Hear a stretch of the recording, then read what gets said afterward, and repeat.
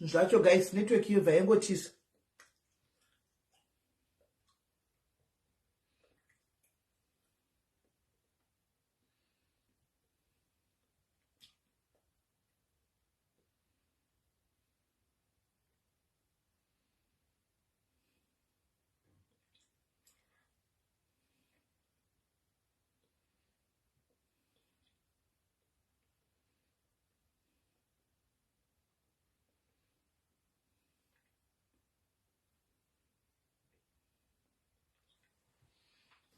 Right guys, so I don't know what happened to live yedu. Ameno zvaitika ku live yedu yangostopa.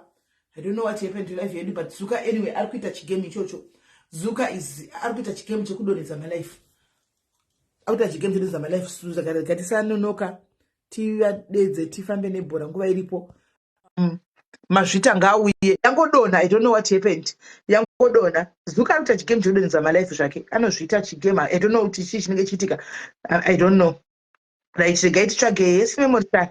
Regai titsvage Mazvita aripo here. Mazvita kana uripo please send your request tikuedhe once fast. Zuka anodonedza my life. Anenge ari kumbonyatsozvifambisa sei. The same way asiri kukupai notification is the same way ari kudonedza my life. Vanhu everywhere nyika dzese dziri kuchema nenyaya yekudonedzwa kwema life idzodzi. Mazvita, can you please send your request please?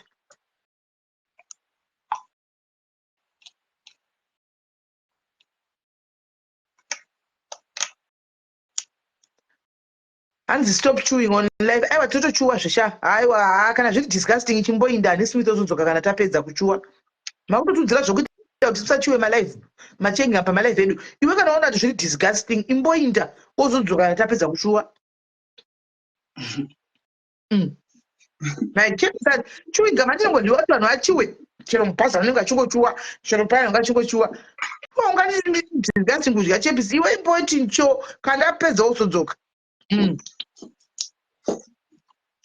Akuti munhu mutishe fonera munhu wakusvoga muzotakamirira ndanhamba dzake.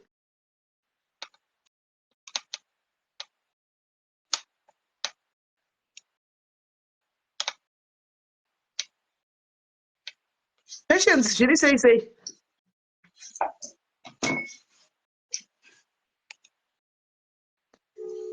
Hanzi masitani page here. I'm not so sure kuti ane page kana kuti ana handizivi.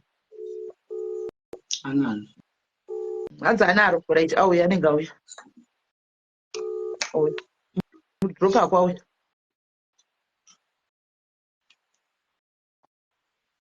Right. Saka Skwaga anga ari kutsanangura kuti hanzi ndoda kuti muhwisise. Hanti tikutaura zvinhu zvimwe chete Skwaga. Asi wanga usina kunditendera kuti ndipedze kuti iwe ukuzojustifya. Zvakuda kujustifya papoint yawataura. Tingotaura zvinhu zvimwe chete. Handiti Skwaga, as much as uri munhu ari papublic and you have many enemies and une vanhu vekuti vanogona kuva vachikutsvaga zvechokwadi kuti vakukawadhe nekuda kwenyaya dzepasocial media. Handiti but pamwe pacho ndoda kuti uzive kuti murume uyu is an independent man. Antiwaona ichiri boyfriend yako Skwaga asiti ave murume wako kuti umupe mutemo. Iwewo Mazvita, then apa pauviri hwenyu you need to compromise. Mazvita, mukadzi wako munhu wemakuhwa, munhu anotsvaga nyaya dzevanhu achiexposa life yake. You never know kuti maenemies yake ndivanani. Life yake inenge ingori parisk. But this is what I'm trying to say kuti pane kuti akucontrol kuti ndipe every time tell me vanhu vari kuuya because inini I would feel offended kuti everything chaitika tanga wandiudza. I would feel offended. But iwewo Mazvita, you have to understand the position yaSkwaga. Anoona so akufana kuita common ground yenyu muri two kuti oraitira zviri zvakadai so zvoita sei kuti ini ndisafiliswewo naSkwaga kunge ezifo ari kundicontrola kunditi everything ndimuudze. But on the other hand Skwaga wachonawo futi kunza kwanoita kuti vanhu kumba kwake ndikasamuudza andiwana life yake iri panjodzi toita sei. Andikuona zvakuda kucompromise imimi muri two, iwewe Mazvita ndiwe murume antika then you sit down naSkwaga same cards. Ane nharo Skwaga. Skwaga ane pamwe pekuti ane nharo hadi kuudzikwa even achiziva kuti apa ndiri kuporonga ane nharo chaidzo Skwaga. You sit here down Antika swagaona saka data say because inini ndikufilawo kuti this and this because chimudai ndandiri ininiwo I would feel the same kuti even murume che akatoranika chikuti papindamo takati waswera sei waita sei nhasi wasifamba wataura nani tone foni yako achingodaro every day. No, I'll get irritated. I'll get irritated. Chero iwe ungazvitasonga every day kuti ngosvara nani ndime foni yako munhu wese akasada tokwandiudza. So I'll get irritated. Never done that. Never. Easy. Papa vanongochitika na vanhu vakauya taka nekwandiri paya. Vanongochiti vanhu vakauya taka kwandiudza ini. No, some of the people on social media, like andimuteereri foni dzake uya papa kana chimuteerera anokonsulta andimuteerere mafoni ake ndokona kupedza kana 3 days isina kambobata foni yake kana wiki chaiyo uya papa andimuteerere zvokuti daindamuteerera foni dzake ka nenguva yaakatanga kutaura nevanhu ivavo ka I think daindakatozvibata kare kare but kutozvibata zvinhu izvi ka ndakatozvibata through someone nekuti handibati foni yake. Naimazvita naini Swaga ukandiona nichita namazvita kuinbox, are you going to get offended? No. No. Why did you get offended? Pokana mazvita chitaura naTsanukadzi. There are some things ndosaka ndati munhu wangu Sisimeli handingada kubva ndanyanya kumudzikisira kana kubva ndanyanya kumudaro pane vanhu mukunzwisisa. He knows what I'm talking about. Mukunzwisisa ari to understand ndoziva mazviita. I know kana achitaura nevanhu the freedom that he give when he's talking to people. He haazvifunge zvese izvo Sisimeli. It's very free kune vanhu zvakanyanyisa, haana maboundaries munhu wangu. Saka I try kuti ti avoid those mistakes. Mukunzwisisa some of the things zvandaitomurambidza ndosaka azinga akutukwa futi naTsanukadzi paya. Mukunzwisisa nekuda kwezvinhu zvavaitaurirana vachiudzana vachitamba vesewo. This is the things that I always tell mazviita kuti don't do that because mangwana these things mangwana vanhu pamunonetsana people are going to use it like what happened again. You understand? Saka ndendisiri kuudzira kuti ngaatodai nekuti ndoziva kuti ane freedom yakanyanya zviye zvokuva ari open zvakanyanya kune vanhu haana maboundaries. Asi ani nokutoti ndikakufonera Sisimeli ndinotoziva pekutogumira ndichitaura nemunhu. Mukunzwisisa because ndinogona kurekodwa zvinhu izvozvo zvogona kuzoshandiswa. Mukunzwisisa the same things zvandaimuudza kuti don't do that kuna Tsanukadzi ndozvaakazenga akutukwa nazvo kuna Tsanukadzi mazuva atakumitsana naRulegeri patakazogadzisana azenga akutukwa the same thing zvandaimuudza kuti don't do that. Don't feel comfortable zvakanyanya. Usafeel comfortable kune vanhu. Mangwana tinomuka takakonana. This thing are going to be used against you and inini ndinozobhekana ndinorwadziwa. Akutukwa naTsanukadzi pepe ndakashayiwa pekupinda. Vanhu munoziva mashoko aiudzwa, mashoko aitukwa zvaitondirwadza because munhu wandinchitaisa kuti murume wangu. But kana akuzotukwa those kind of things inini ndinobatikana ndoshayiwa pekupinda. Ndozvandinchiavoida izvozvo. Mukunzwisisa noti kuti ndinchimucontrola this and that. Ndakamuudza kuti kunyanya masocialites Alright.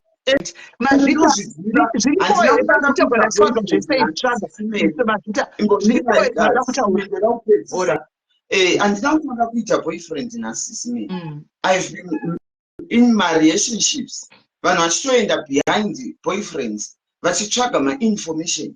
I've got experience over this. That's why ndichizomuudza and knowingly kuti munhu wangu ari open kusvika papi. Saka ndinchizama kumubatsira kuti anzwisise.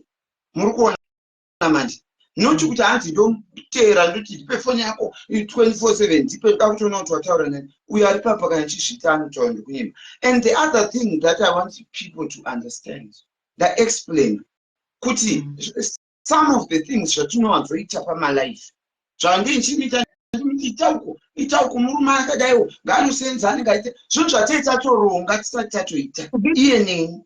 Alright, mirai ipapo Swaga. Mirai ipapo. Is it true mazvita zvitagwa naSwaga kuti munenge maronga masikisi kuseri? Ya masikisi tinoronga. Masikisi tinoronga. Sumuka utidaiso munenge makaronga. Ndozvananjedza kutsanangurira vanhu kuti sometimes tinogona kujaja munhu kuti munhu why mambo edza kutsanangura kuti Swaga munhu wemakuhwa ndizvo. Inini handisi munhu wemakuhwa. Inini mukabvunza vanhu vari pano paplatform kana mukaenda page kwangu ndiri munhu anongofa ende handikwanisi kudzora mwoyo sematauriro ndiri munhu ari open kuvanhu vese. Handigoni kugumbukira, handigoni kutsamwira munhu, ndozvandiri inini. Chero munhu akauya akandipa move that how many times my enemies ake vanhu vake vanotukana ndichitomudza kuti Swaga usadaro, Swaga ita so.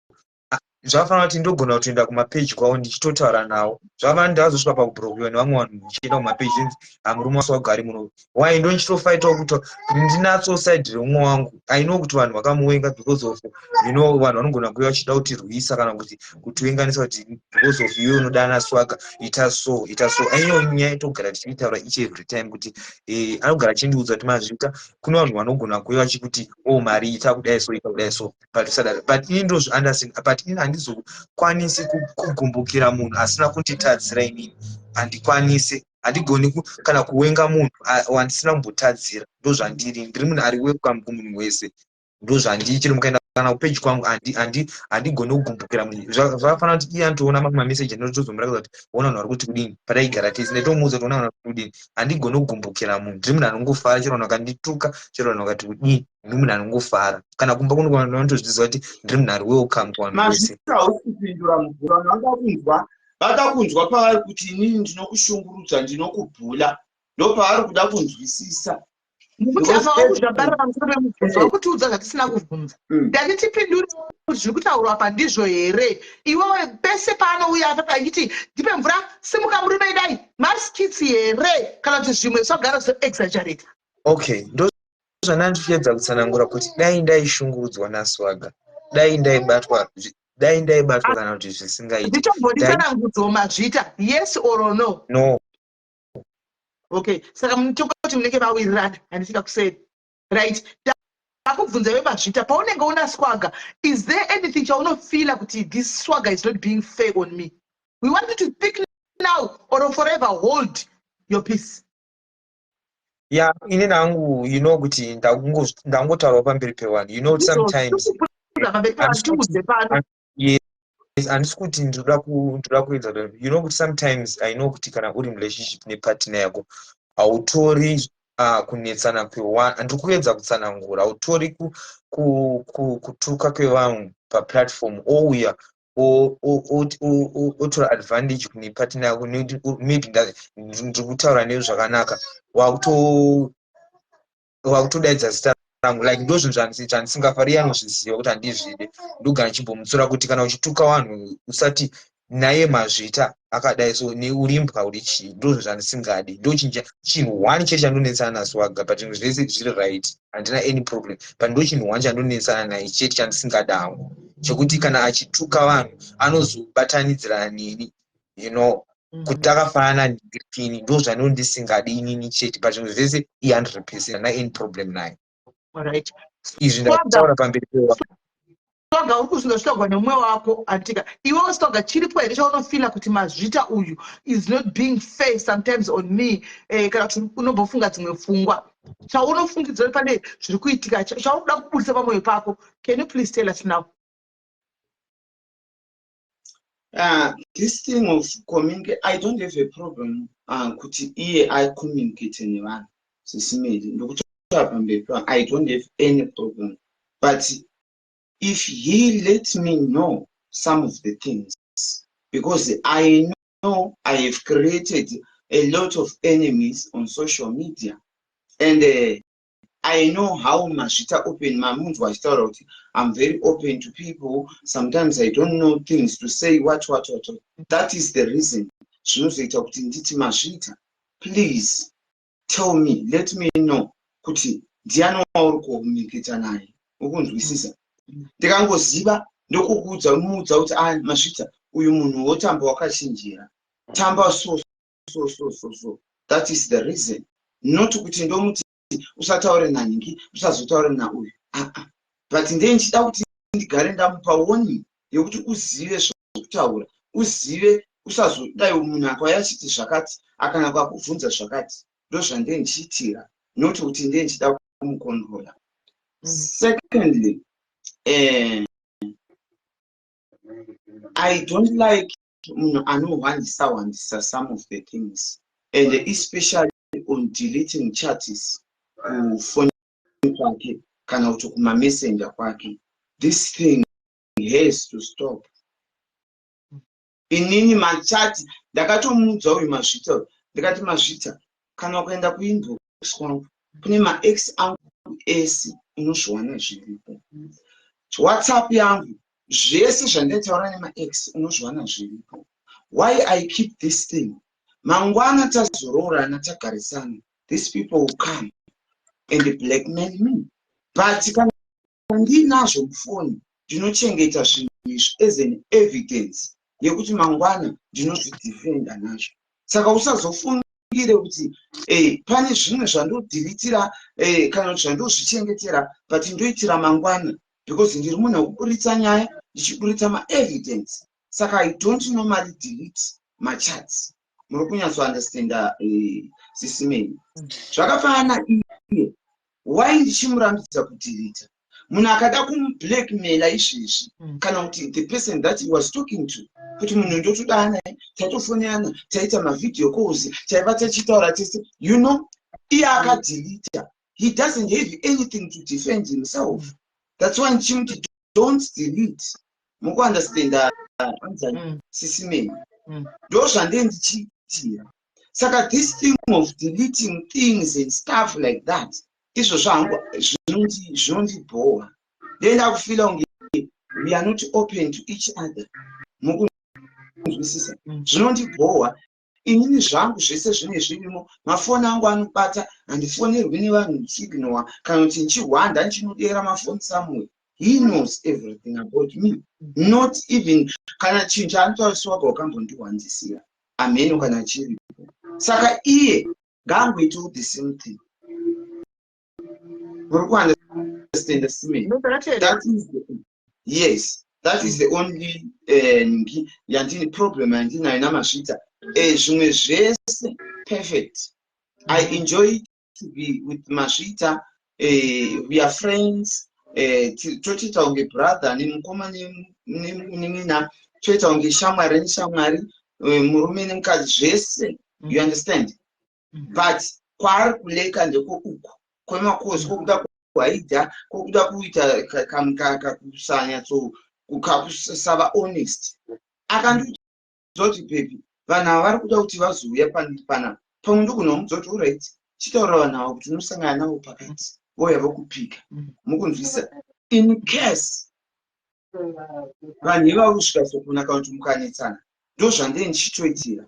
Not kuti ndichida kuti chichi, but ndikaziva kuti they are protected, these people are genuine. Pamba pangu handingopiwi munhu address. Ndopa address, I think it's about only 3 people knows pandogara, not anyone else. Saka ndizvozvo chete. Right. Mazvita uri kunzwa zvitaurwa neumwe wako Swaga kuti ndomunga muri perfect panyaya pari kunetsa ndipapa pekudhilita machatsi nepekungounza vanhu kana kutaura nevamwe vanhu uchidhilita machatsi usina kutaurawo naye. Handizoti panogona kugadzirika here kusaidi kwako Mazvita? Hatidi kumanikidza, toda zvinhu zvauri comfortable nazvo iwewe. Can you do zvokutaurwa nomukana kuti pakakuomera just sekuti haini pakandiomera hangu pekudhilita machatsi apa because indiva kuti ndidhilite machatsi ndozvandofarira. Toda kuziva kubva kusaidi kwako iwewe zvakaoma here zvokutaurwa nemudzimai wako izvi? To that side I know ndamboedza kutsanangura kuti ndakakanganisa ndizvo, but nerimwe side ini why sometimes kana mukamubvunza uyu akaenda kana kuma-emails angu kana kuma-messenger kana kuWhatsApp ndinodhilita. Why ndichizviita? Foni yangu sometimes space kana mapicture chaiwo atakatora tinotosenda paFacebook kuitira kuti foni yangu igare ine space, but handisi kuti ndinoda kutrya kuda kuzvikavha because of ndakadirita mamessage aya, but ndo zvandinozviitira sometimes. Anogona kutoona kana foni yangu iri clean kamubvunza paanotomboni sometimes paanobata foni yangu anotombona iri clean, why ichizviitira zvinhu izvozvo. Anotombonisa kuti why hauchati newanhu, why inochizviita izvo kuti ndidirite foni yangu igare ine space, but handisi kuti ndinoda kuhwanda nenyaya yekuti ndakadirita mamessage. I know ndakakanganisa kudirita mamessage. Mamessage wakadirita ikapota padarika ndati inini, let me rephrase again. Are you comfortable nezvekutaurwa nemumwe wako kuti inini handifariri, ndinofarira kuti kana paine zvikuda kuitika please communicatewo neni handiwana kuitirawo mareasons apai handiwana. Can you live with that? Can you do that? Yeah, handirambi because marules ake ndizvo, handirambi but marules ake, but inini Mazvita uri kutodhoja andika the moment anoti handirambi because marules ake handiwana, it's like ari kuisa pakona, hauna choice because ndozvekudiwa naSquawka. Tunazama kucompromise anditi iwewe, what do you want?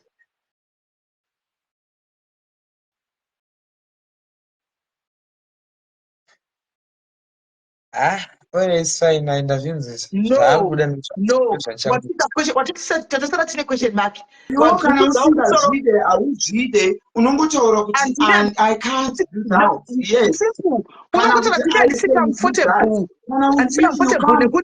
nekuti ndibvisa tikiti vachati over your answer. You understand? Kunye banasimeni. Just be open. Hey, you can't. It's fine. Or you can. Then from there, handichaiti izvozvo, ndazvibvisa zvawataura, handichaiti izvozvo. Mazvita ndichererera hanzvadzi yangu, hatisi kuda kuti uite zvinodiwa naSquawka, uri kuzwa? Toda kuti titsvage common ground, handi kunzwa? Kana usingashwari, this is the time, hatiti uda kugadzisa kuti sesimeni izvi zvokunzi kwai ndisadhindite machats, ina handizvikwanisi. Machats ndinoda kudhilita. Totsvaga imwe strategy yekuti pofambiswa sei. Andikona tona zvinhu zvokuti hamudzokeri pasame problems again. Kana madzokerana mafull time futi hatidzoki pano tichitaura nyaya yemachats, handimaona because tinenge tawirirana pano. Sorry tete. Okay, Makadi ndipo makadi hanzvadzi. Sorry Muzukuru. Say 2 minutes chef. I'm all right. Say Apana right. No, ndango yangu nenyaya diki nanzwa muchitaura panapa, ndangoti ndikubatsire 2 minutes. Isu tatonzwawo nekudeswa namazvita kunoku nekuda kwaanoita munhu. Anditi asi when it comes panyaya dzekudhilita machats kana kuti chii, I think they have to figure out pangafambiswe sei. Kana kuri kutotenga kana that's exactly inini mazvita the moment kuti tindo zvaunoda iwe Squawka, ndiri munhu mukuru, ndatoona kuti tikuita kunge tikumupandidzira ufuchi, that's not right. Handimaona tikuda kuti aite zvinhu zvakasununguka iye, kana asiri comfortable ngatitotsvaga imwe way kuti poitwa sei.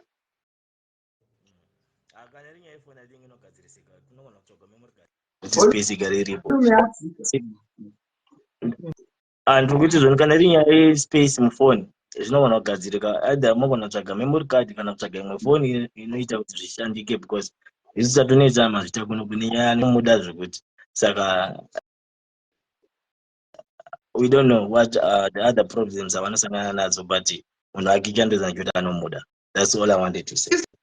Like asitombori pasuma problems mahombe maproblems acho maproblems madiki chaiwo zvinhu zvidiki chaizvo, but vana ava kungoti amheno kuti chii. Tosaka tiri kuda kuzama kuti tibatsire isi vana titiracho tapindira kuti tione kuti tigadzirise vese vari vaviri. But in the future, before I leave now, I think it's some of these situations that is so sensitive. I think it's wise and best kuti kana makudzita mutorani mimono wakuru mutara kana pamavideo chats paWhatsApp mungozvita mega than kuti mu expose to the world whatever is happening in your brother. Yeah. Sorry to say this, ava vanhu ava vese vari tu vakatsaida kuuya nelife yavo pasocial media, ndo vatinoti masocialites, uri kunzwa? Saka the moment vanoita drama ravo pasocial media, every blogger anototora content yako izvozvi kuona kuti waine picture yakati kuziva vane fesi yako unogona kuona fesi yomangwana ichinera everywhere because you came on the camera wega. Achatora hazvisina inewe because munhu ane right chauya papublic saka kana vauya papublic kudai so handiona vakaita zvo zvapapublic vakanetsera papublic tisingazivi kuti iskiti titogwadza kuti kuri kuitei mazvita what are we doing to mazvita handiona kuri kuabhusa mazvita here tisingazivi kuti iskiti kuzviba zvisanangura zvaitawo kuti aiwa tinenge tazvironga kusiri tinenge tori content now we know because inini for one handika ndetodisikana tikuswaga chii chikuitika afatira chii mukomana yachidai handiona anomuda andudza kuti anomuda ko iyi ari kutai pamberi pevanhu ndeipi masocialites aya saka vanoita content apa tinozoziva kuti content enough. No, that's why I'm saying kana zviri zvemacontent that's fine, that can come to the social media, but pane anonzi mapersonals avanoitira namba mavo atisingafaniri kuziva like pasocial media.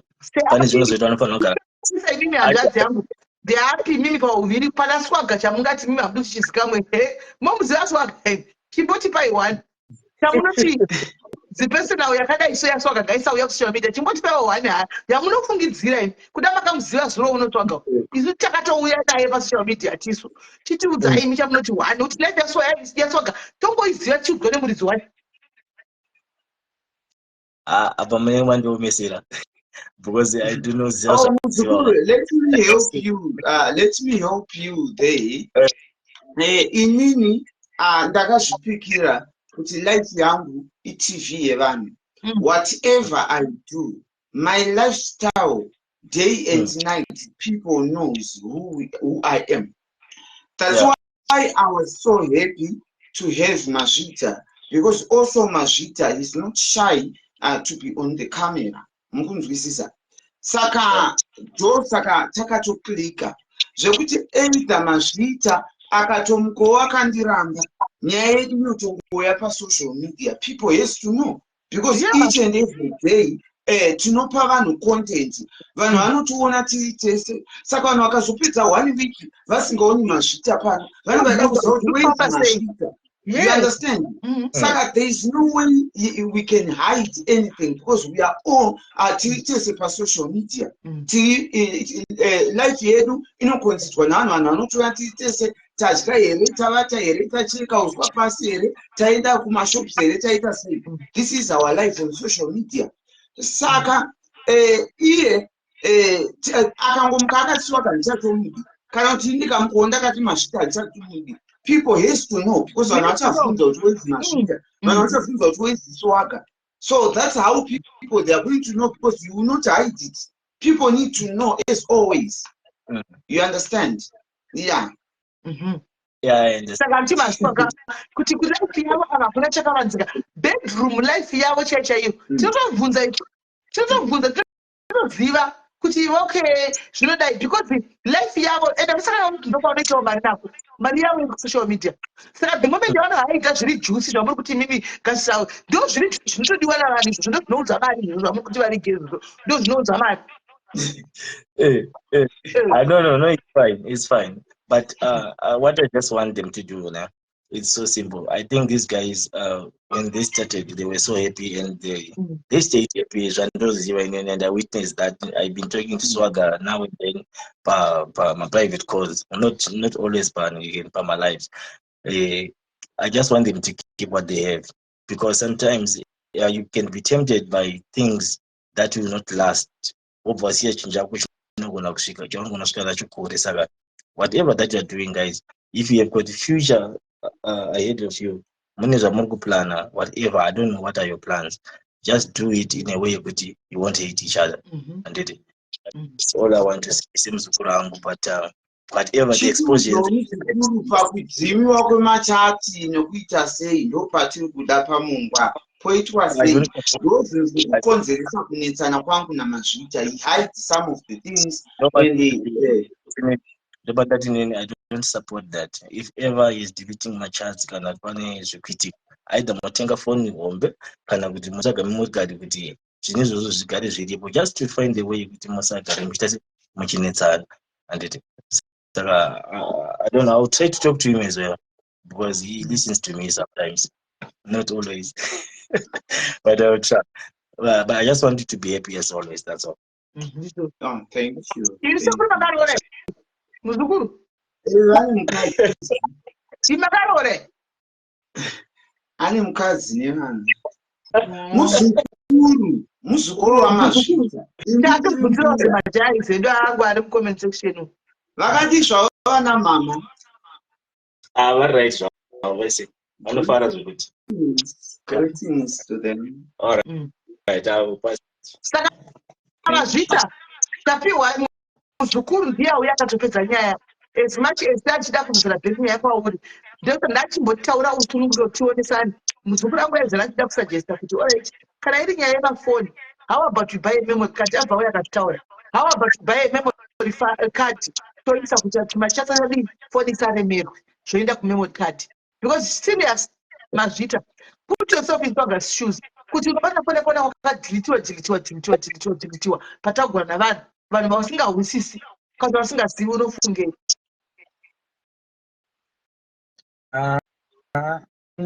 Ndazvinzwisisa zvataura, handina chimwe chinhu chandingada kuti ndingauya kuzoita kana kuti ndingada kuti zvazviite. Ini nangu ndiri kuuya panapa kuzorayirwa nekudzidziswa mamistakes angu. So ndonguva yandinouya munotondidzidzisawo ndichizivawo zvakanaka nezvisingaiti. So ipapo ndinokuseta ndichagadzirisa mamistakes angu. Ndokumbira kuti mubatsirawo wese ari kundowacha nokuti munhu wese ane kanokanganisa Ende iwewe Mazvita kubva iko zvino naSwagga muri two kudai makabatanidzwa kudai makabatana kudai antika Swagga, let Swagga be your friend. Urikudinzwa Swagga, Mazvita must be your friend. Mazvita hanzoneka kubvarukira soka unomboitwa naSwagga ngekuti unofarisa kusvika to the extent nemunhu wako muri two you are allowed kufarisa kusvika paextent, but pane zvimwe zvokuti unotaura nemunhu wako achikuconfida kwauri zvinhu zvisina mbotisa even social media kunoku. Andiona ita murume kuti une hana yekuti chero wazoenda kune vamwe vanhu zvekumba kuende zvekwakonyi muri two uchiona vakadaiswa nemurume wangu aiti zvesocial media, but nyaya dzesocial media dzimwe nguva ndenenchimudza because ndiyo gossip mate yangu. Ndinotogosipa vanhu vasingazivi ndoti iwe kune vanonzi niki akunzandiziva ndimaziva ndoti ndichitonyera asi kune vanhu vanotaura zvakadaiswa vanhu vanodikumba newe vakazogone vanhu vananamai ndechitonyera andiona but uzombomudzwa ndiachiyago achitaura rati kupi. Saka imeni muri pagosi mukadzi wako ari papublic iwe wacho wapinda papublic handika. Saka life yenyu kubva nhasi Mazvita, no matter how nice guy you are andiwana haufadze munhu wese wangu. You cannot be able to please everybody on social media. I know kuti you might try to cheat. Ndakuda kuside right remunhu wese aifi akatandika wangu pa social media. Kune vantu vokuvenga vasingakuzivi kuti kuvengira turingo chani andiwana uchizama kuvafadza nemachokuvengira izvo munhu wautomira naye munhu wako chechiendeswa. I don't know hangu hautongakudzwa kuti anenge achitongana nevanhu ivo tikanoenda kuside voko kune vanhu vavo nokuti nini handivenge munhu.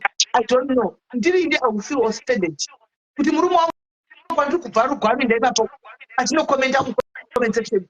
That's lame. Ndakuudza chokani Mazvita ipapo handinoenda kumba kwenyu but inini ndiri inini Ndinotomuudza kuti don't go there. murume wangu kwandiri kubvarurwa oenda because he wants to is Mr. Nice Guy hana beefu navanhu asi ndiri kubvarurwa ini kwandiri hangu ini ndakazvimirira haibudi. Saka ivo kana ngoni chakaipa ipapo Mazvita handiziviwo zvakafanira kuti right vanhu takakuataka pedyo kwako handika vanhu achikwana totoka tokuita life vanapa chikuataka zvakudako tagouona mucomment section achitokuzivira unowasei iwo chiti munhu wako haibudi. Thank you for that one. Saka now that you have said it nemuromo wako you have to know kubva now unomira nemumo wako sezvo machi munodanira madeclare roro rweipa public from day one makadeclare roro rweipa public handika itai kuti munoita munototinyeya imi muri two kuseruku muchitotinyeya ikoko muchitoronga zvenyu kuti tundoro shamwari yako handika. Swagga kana kuri iwe unotaura kudarika Mazvita kana kuri kuti izvimwe zvinenge isiri skit please don't believe Mazvita pavanhu. Handiwe kutaurisa kudarika Mazvita dai anotaurisa Mazvita anotaurisa akuzive dai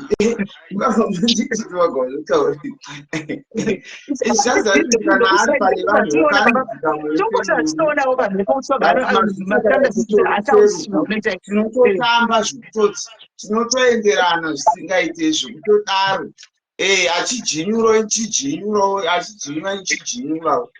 ingato antomboti jinyurawo nepamberi pevanhu saka hapana mutsvene musambomunyengere kumuzukaira ai anotozviziva iye haasi perfect anotojinyurawo indojinyura. That is the fact. And tichiwirirana like that. Aiwa, tangofara hedu pakuti munowira musabva mafunga kuti aiwa indinomujinyura iye atondijinyurawo akada kujinyura. Kungoti chetewo kana zvakuzongoitikawo palife toitaudzana wokuti inini ndindeiti kujinyura vanhu vati ndeichikushungurudza toidawo pavanhu apa satawirana pakuti mazvitabvuma handitika sava zvita uri kudzokera nini kumba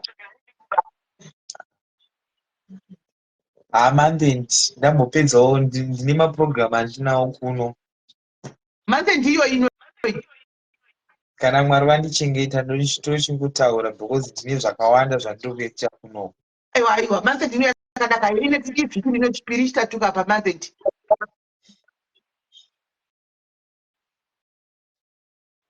chipiri chitatu inenge yacho yemandendi moenda kumba sikazezvo nyaya yacho pasina nyaya yapera handika modzokera kumba kwenyu munofara muri kumba kwenyu semafarira manga muchingoitawo muchingotambawo munoita mapendenti enyu muchidini handika swaga kumwe chandakanotisisa kana uenda mazvita seshamwari yako semurume wako sepatina yako pane pamwe pokutoita malive na2 I don't think it's proper wangu ipapo I don't think it's proper.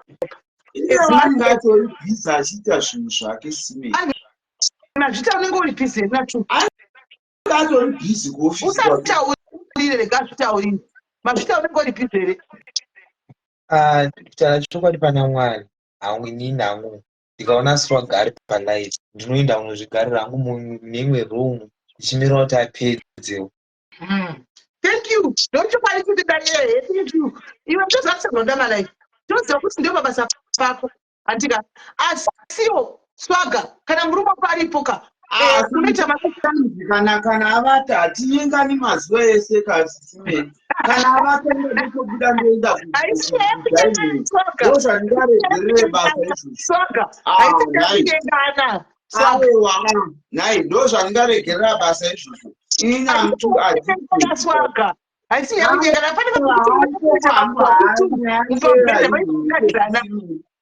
ndenchiita basa kana ndiri pabasa ndiri pabasa tetatu kana tiine zvatie taita zvapera kana zvapera ndoitoita zvemalive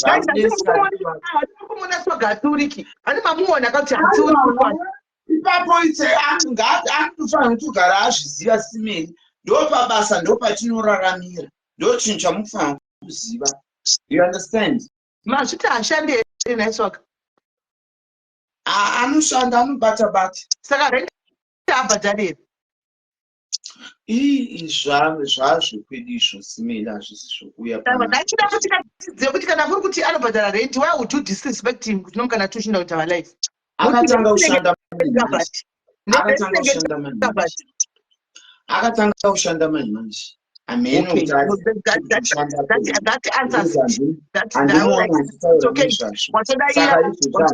watodaira pawatatanga kushanda manje vacho todaira mubvunzo wangu watogona ipapo right handizii tozongoonawo mazvita iwe anzotanga kushanda manje basi munhu wemurumewo murume anomirizika nditika kana zvazoita mazvita une kodzero yekuti kana kubhadharawo rendi ndozati pamwe pacho haisi nyaya kunyengana inyaya yekuti dzimwe nguva munongopinda pamachira pamota kuti makuwa indongopinda pamachira pakuda idzo dzimwe nguva totaita video call nemurume wangu panotoita 3 hours tichiita video call pasina tichingori ndisina kutobuda tichitomupinda palife ndiri pavideo call atiwana kana ndiri kumba kwachona kana ndiri kumba ndinaye ari kukumba nditokurumidza kutovata pasina kuti kwaigunyekana kana kudini kungonzora nyaya yakutovata chaicho kungomurespecta inonzi respect swaga as much as uchida mari but irespect.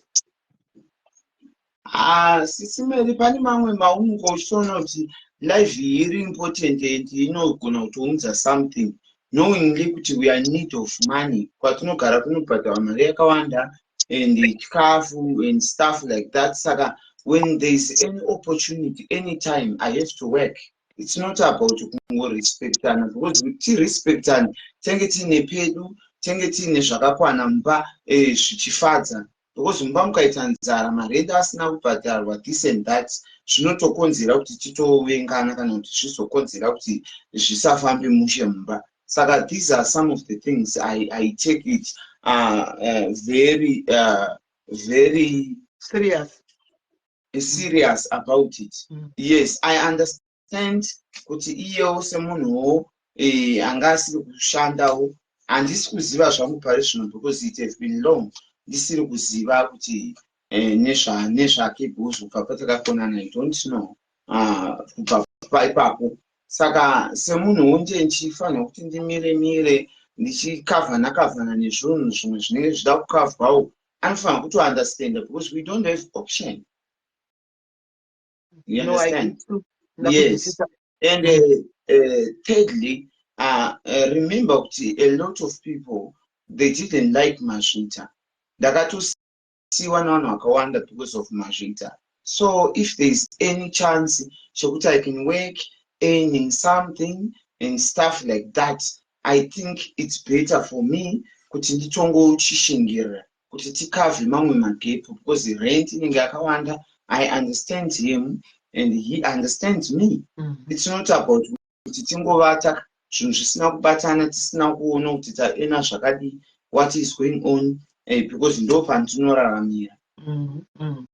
Nezvakazochiita zvagaiko zvinova chipinda mubusiness full time rekuita mawigi. Yeah, ndo zvandikuda kutoita ndikutoronga izvozvo. Maide machipinda mubusiness rekuti muchiita mawigi zvinenge dzichitonetsa but I hope very soon ndinenge ndanyatsotuka mubusiness. Right. But just happy kuti Mazvita abvumirana newe ati ndinouya kumba pera kwemwedzi pavhiki rinouya anenge achidzoka kumba ende taaina pachipari kunetsa panyaya yemachats nenyaya yechi taaina nenyaya yekufunga kuti pamwe kuda unenge uchimu abuser taona kuti chokwadi aiwa haisi abuse but zvinhu zvamunenge abvuma zvamunenge mawirirana. So we are happy on that one and I'm sure newewo wave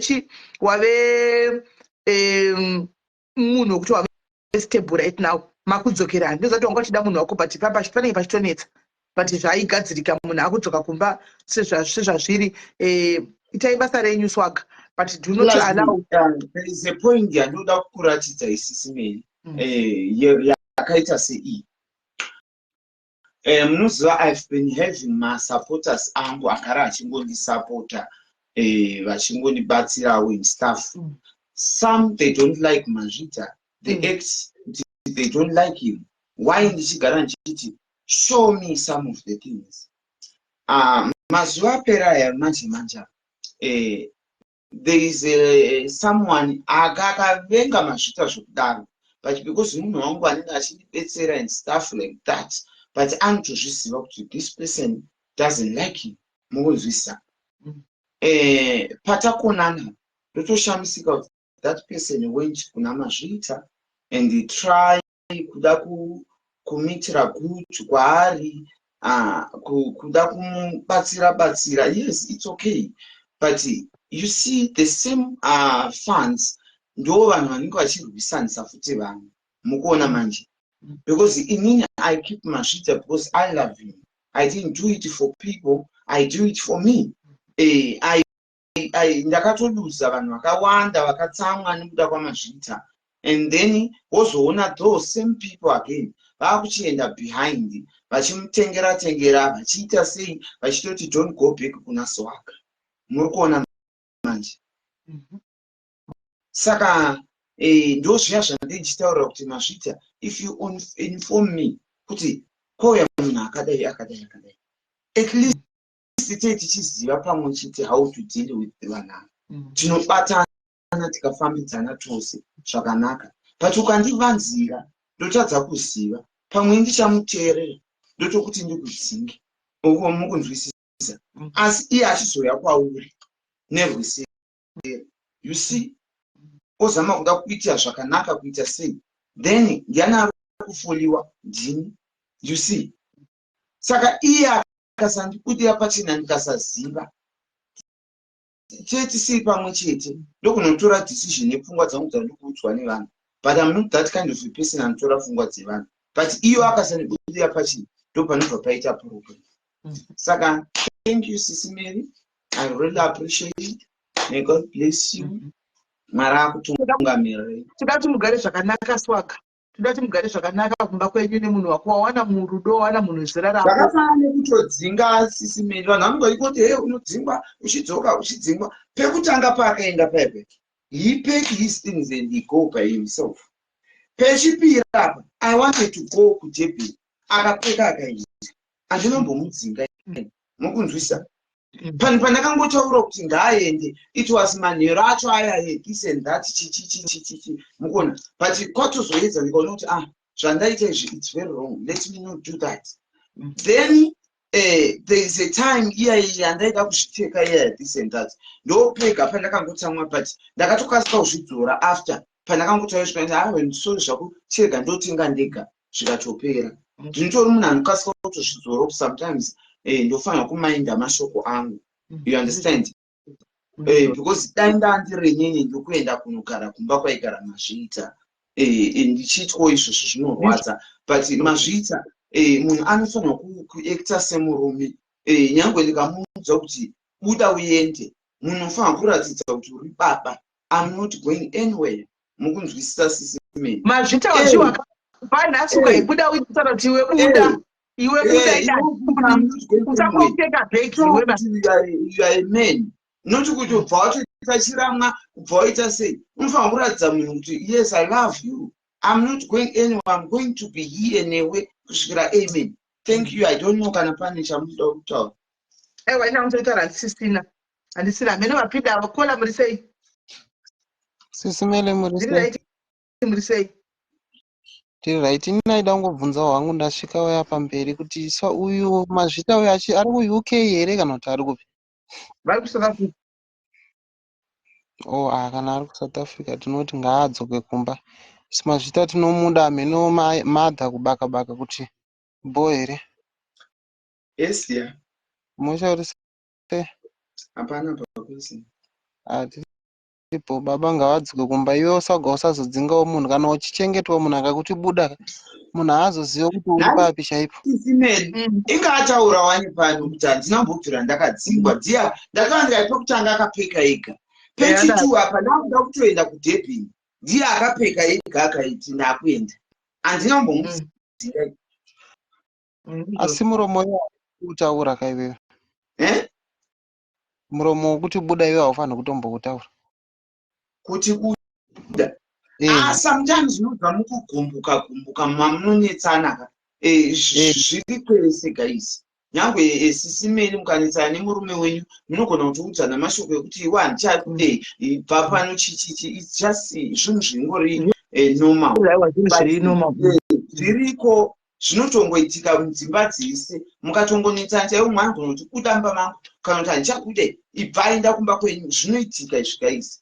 Saka muchabva mati hey usazotaura zvakadai, zvinhu zvinotongoitika, but iwe unoratidza ukaumwa wako kuti I love you, I'm not going anywhere. Nyangwe ukataura kuti buda. Pani paunozoona kuti apa pakutoshandiswa force yekutoti buda, mukuunderstand, ndo paunozoona kuti this is you, watodzingwa mba. Pani mongoti kana manetsana kana matadza kunzwisana, then munongoudzana mashoko, not always.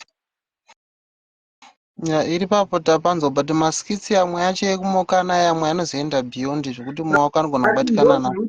Trendisa handiti vanhu mune muchitoona zvekuti Mazvita, honai uyu akagarira sadza, honai zvaanga achiti ndo zvatesitenda, as long as tiziva kuti kuirana hapana zviri kuitika, like ameno kana ndikukanganisa ndizvozvo.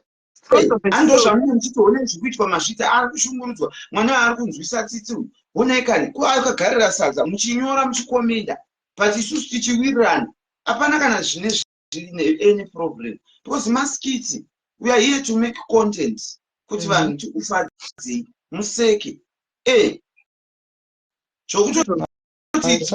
zvakatoitika izvi, we didn't know kuti this is going to come out. Vanhu vachifungira kuti maskiti tasingatomboti kuti vanhu vazvizive, taingoda kuti vanhu vagare vaine saidi ravo ravanobhilivha kuti ndechimubhula chimushungurudza, kuitira kuti zvinhu zvirambe zvichiendera mberi.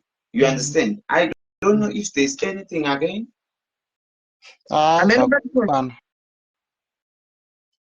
Zvaita amenokola vauya muri sei? Adona vadona lazipa murume bonda iwe shamwari ndingabva ndaitwa every day kuti ndaagodhonge kana ndisingada handidika nai pane iye nyangu kana asingadi waadizvo is it by force ani munowirirana zvino ndingabva ndatoti pese pese ngandingopa nai pane pane pese pese zvingaita nini naiye mazvita wacho kutaura chokwadi simerika we understand each other even mubedroom macho hatina problem zvezvokuti hanzi yeye uyu azondinyima yeye uyu anomboramba kana iye achidawo kana ini ndichidawo toita kana yeye asingadiwo ndinoregerawo kana ini ndisingadiwo ndizvozvo uya okay ameno pani pamakambozwa chikomborera nezvemubedroom aiwa ndizvozvo we are okay. We have never complained about it. Right. And this we are happy saka kuti wave pari nani nemunhu wako aina out things zvavanotaura kuti muzotaura muri two ndofunga zvataurika hapasisina chinyuwani hapasina chisaru you now know kuti pfungwa dzake dzakamira papi ende nyaya yachatauriki zvakare. Fadzi ndiwo kwetsira Sisimeri ndaumukumhanya chaizvo. Handisi kumhanya enda. Vanhu vanga kunzwa vanhu vari kukwira vanhu vanga kunzwa pana. No problem. Vanhu vanga vaida kukwira. Ndikutogadzira ndikugadzira makanoenda kubasa makusai but vandiripo vanhu ngavataura. Vakwiri vataura. Oh. Kana kuti vanhu vari Sisimeli nekugadzisa lala kwemaitana nazvita. Thank you so much. I'm good.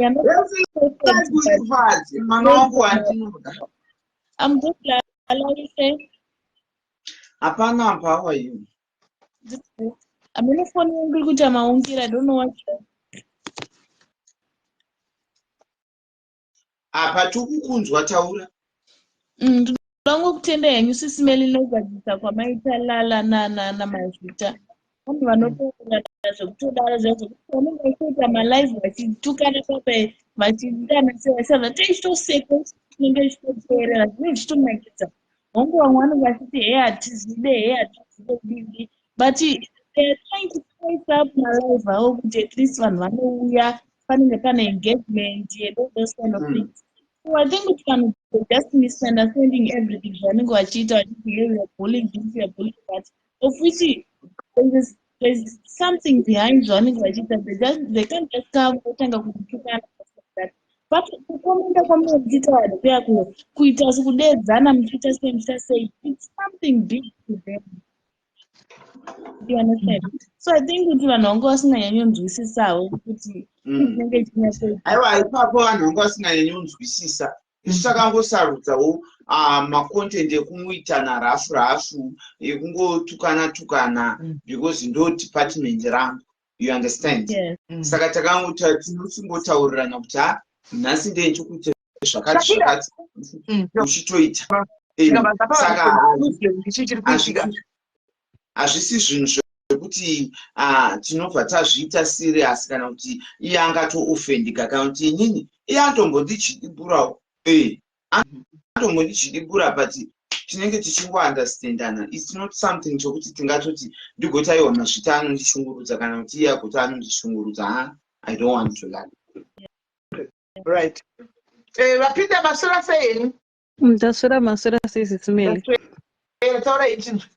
Nawa chekutanga ndoti Lala is looking good. Wamirira dzinza mwana wehanzvadzi.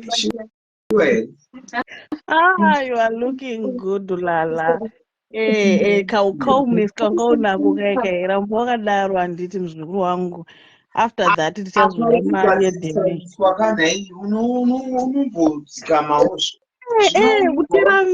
Kuteramira muzukuru kwakanaka kungodzikamira kungoita chipfuva so wagona muzaya ramba wakadaro handiti ndo zvinoita musha imba inosimbiswa netumafaizi uchimbobvutsa wombowira uko wodzoka wode kukumbira regero bvuma wokurohwawo nyange uchizaa kuti faiti wode kugona but imborohwawo wombotizawo kuti baba vaitewo chiremerera kana zvazvo kutorova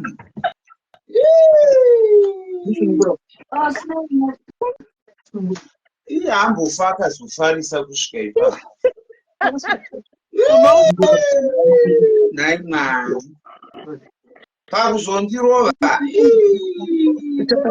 Hazvizodi asikana. Zvingabva zvadei. Aiwa, Ondozvaruwa. aiwa, Ndizviri. muzukuru kurairazve kuti unomboka maruboshi uparera. Muchiwirirana chaiko chaiko. Ina mazvita tinonzwanana guys. One thing that I want people to understand. Tinonzwanana. Munowirirana. Tinonzwanana zvisingaiti. Kwacha mote tichiseka tichijambisana tichiita sei. Saka it's not like kuti nguva zhinji techingotukana chimwe sei. Yes, pane pamwe hangu paanozomboitwa zvimwe ndambotaura ndikati Mazvita munhu wokutoti haazivi hake maboundaries. He's so open and I understand him because I was like that. Ndaigara nevanhu vakawanda mumba ndichiunza vanhu ndichiita sei. But because of my betrayals, ndo zvakazoita kuti ndichinje. Now I hate people. I hate vanhu vanouya around me, vanosvikondiunganira vanoita sei. Saka iye Mazvita asati akuziva that part.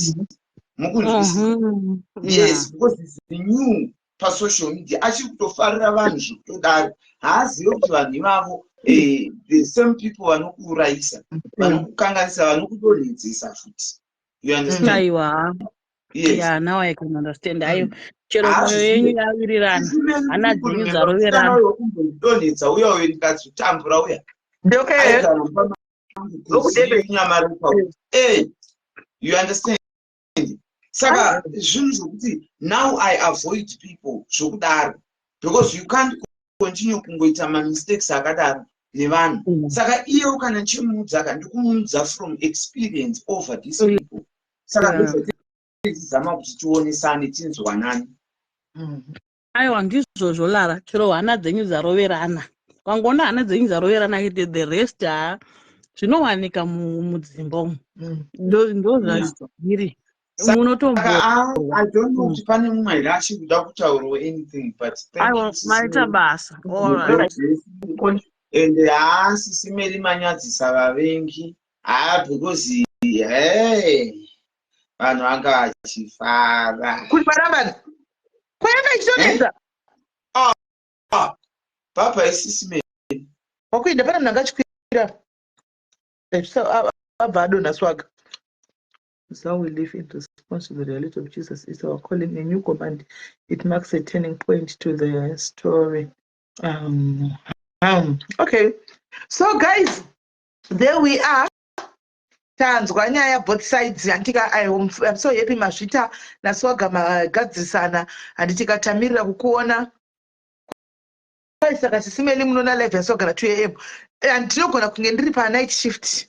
Ndichitoona ndoshanda usiku sometimes shamwari andiwana ndoshanda usiku sometimes ndinogona handidziona ndisana mbomuona live ya Swaga na 2 but sometimes makuseni papa uchiti kwanzi gogovati Ed asandaona Ed yavapa uchiti makuseni papa rikandimbodongorera kuti ndione live wotoona kuti live yakaitwa kana kuti yaitwa 3 hours ago kana kuti 5 hours ago wocalculate wotoona kuti parucalculator parikutaugwa nyaya iyi handimaona padi pekuti ndanga ndakatoti vanhu vangu vari inguva dzakati handione live dei kana ukandonona ndiri kwalive kwaSwaga ndinotokomenta I comment freely kwaSwaga zvakanakisa kana ndiriko unotondiona but malive anototaridza kuti yaitwa time yakati edo time yakati but sometimes handakuona pamwe ndivapi and sometimes kana ndiri panight unotoona utosangana nazvo kutoti okay apa utoona kutoti Nangari palive ndapitiwa chete nemadhikikira angu aya ndovandiwa ndinoda kusendera yaona. Halo Sisimeli makadii. Aiwa pakurisei. Ndiri right nanda kutotaipa zvangu ndichiti aiwa. Ini ndoda kuti makorokoto makurusa emhandara dzandaona dzichisvika paHighport. Thank you Gogo, thank you. Aiwa ndadziona mhandara. Ndozoda kuti ndinotenda nekuuyananisa kwamaita Mazvita naSwaga. Notenda zvikuru sekubaka family. Saka manje ndinogona kuzaiwose.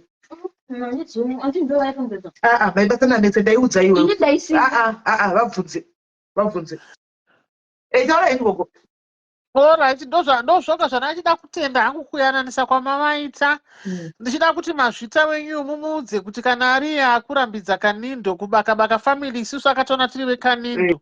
Kana ariya akurambidza Kanindo tinoda kuti timuti mazvita stay clearance. Isu hatidi zvechisalad, tinoda zvekanindo, ndozvatinoda kuona mama wedu vachitamba. We miss Kanindo. Hatisi masalad, isu tiri veKanindo, pamberi veKanindo. Aiwa sisimendi muitirwe zvakanaka. Thank you, Gogo. Tatenda hangu. Thank you, Gogo. Shuwa paKanindo apa, vataura chokwadi Gogo, shuwa paKanindo apa. Tainakirwa neKanindo isu. Taiona Kanindo ichinakirwa vasikana. Taina Lori ndefi yako. Thank you, Ruth. Thank you, Ruru. Thank you, Amy. Right. Guys, maite enyu guys, mungana ndokuenda kubasa full day kubva kuseni tu ende vana vacho vanosara vari vega for the next 4 days. Vanenge vari vega. Zvinoitirwa makuseni to manheru. Pakaipa. But anyway, guys, maite enyu basa mara kuitire zvakanaka. Hatisi ndozoona nguva yekuti ndikuitire ma life. Ndikutaridza ima oils aya nechichi nguva iyi. Anoona, but ndataura kuti tatisuwa sketi blue. Sketi blue nde oye Kanindo. Hanzi chia raina ana aiwa ndakuda kutorara ana. Saka ndichazoenda kutaridza ima oils nechichi chandika mwedzi wapera guys, support the business. Ma oils, ma creams, ma what. Anoona chebe dzemusoro, madrimato ndozokutaridza yandika. Kandaita futi nguva. Muve neusiku hwakanaka guys. Mwari wakuitire zvakanaka. Tobatana zvakare muchikamu chinotevera tiri pamwe chete. Good night guys. Good night.